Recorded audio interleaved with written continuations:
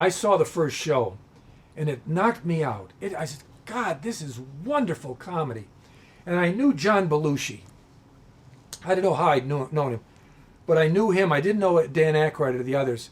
And one night, shortly after, I was sitting in the Improv, and John Belushi walked in. And I walked up to him and I said, John, I love your new show. He said, oh, thanks. He was kind of, I said, come on, John. And I took him around the Improv.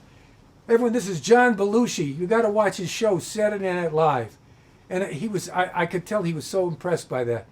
And they had an Emmy show out in L.A. And Lorne Michaels and all of them were at a table. And my wife said, go up and talk to them. I said, I don't want to, go up and talk to them. So I went over and I said, hi, I'm Fred Willard. I love your show. Oh, Fred, I think they all love Fernwood Tonight. And a couple of weeks later, I got a call. I think Muhammad Ali was supposed to host the show and dropped out. And they said, we'd love you to host it. And I said, oh my God, that would be wonderful. And I have a feeling John Belushi was behind it. You got to use Fred Willard. So I went in, I must have written 20 sketches, 20 ideas to do. I took it very seriously. And I went in and John Belushi wasn't there the first day, and he wasn't there the second day. And the third day they said, Fred, John Belushi's on the phone. So I go, hi John, where are you? Oh, I'm down here. Don't let him work you too hard, Fred. How are you doing? Make them sure they treat you right. So it was a big thrill. And to think that so many millions of people are watching you, I think you get nervous to a point and then finally say, you can't get nervous anymore. And I just went out and did it. And it was a wonderful, memorable night. I did had some great stuff. They wrote some great stuff for me.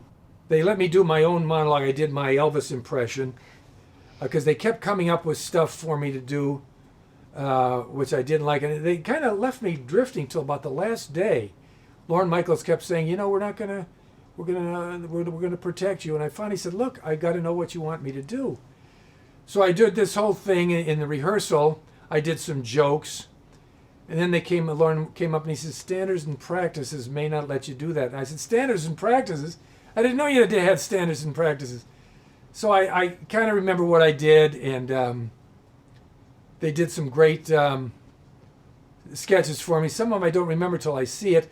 One that everyone remembers is the Scotch Tape boutique, where Gilda Radner and I opened up a little store that only sold Scotch tape.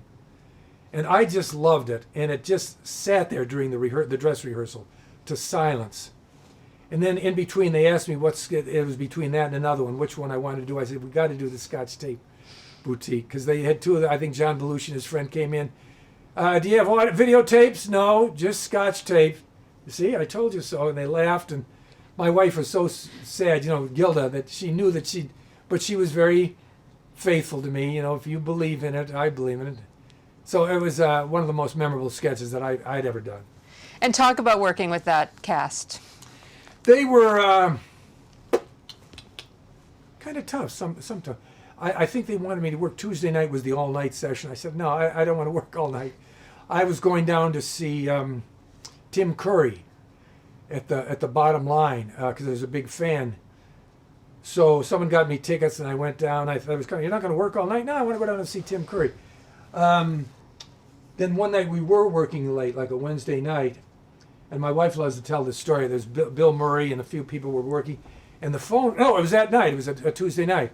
And Bill Murray picked up the phone, and all I heard was, don't bother us here. Hung up. The phone rang about 20 minutes later. What? Who? No, don't bother us here. We're working. And all of a sudden I thought, I don't like this. That's my wife calling, because she only had the number. So funny, don't bother. Who? Oh, hi, I'm sorry. Yeah, Fred's right here. So I got on. Mary says, who the hell was I? I said, well, it's Bill Murray. He's doing a bit. She says, well, we got tickets to see Tim Curry. I said, okay. So I told him, I said, guys, I have to leave here at 10 o'clock. We're going on to see the show. So he would do things like that. Now, then they had a closing night party. And I said to Gilda Radner, well, it's great. She says, oh, everyone has their own clique. I said, well, it's nice that they give you a closing night party, the show. She's, no, they don't throw it. We throw our own closing night party. So we went down to some place on Fifth Avenue, number 1 Fifth Avenue, and each cast member sat at their own table. Gilda was here, Bill Murray was there, and Devo who I just loved. They came into a table and they all sat cross-legged, in a lotus position, and the restaurant wouldn't serve them food for some reason because it was too late. And I remember I should have taken a stand and this is Devo. But it was a wonderful experience. I loved it.